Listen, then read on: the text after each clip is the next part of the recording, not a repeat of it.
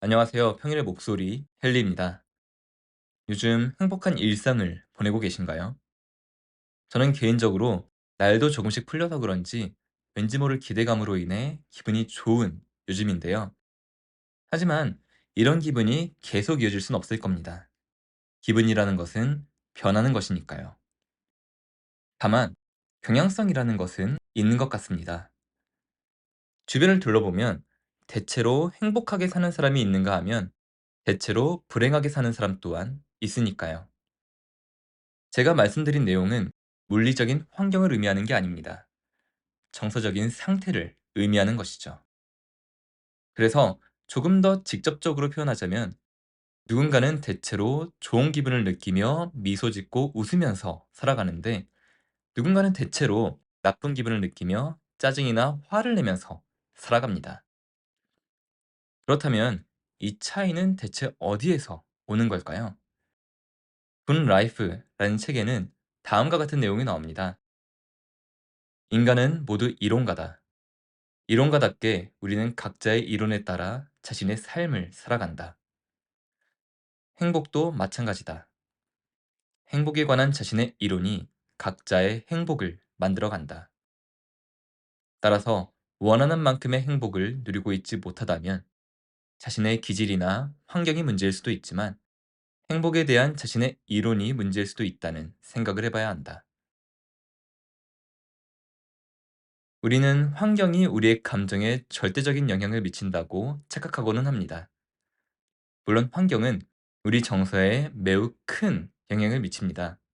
하지만 그것은 하나의 자극일 뿐 절대적 요소는 아닙니다. 만약 환경이 절대적 요소라면 같은 환경에 있는 사람들은 모두 같은 정서를 느껴야 할 테니까요.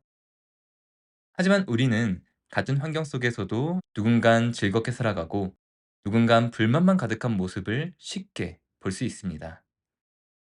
본질적 요소는 우리의 프레임입니다. 책에서 나온 단어를 빌리자면 우리의 이론인 것이죠.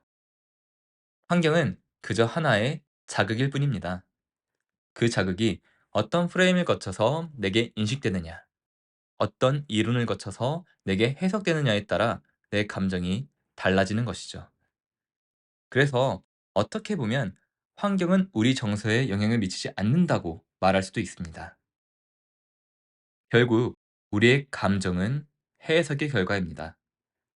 행복도, 분노도, 짜증도, 기쁨도 모두 우리가 삶을 그리고 각각의 감정을 어떻게 해석하고 정의하느냐에 달려 있습니다.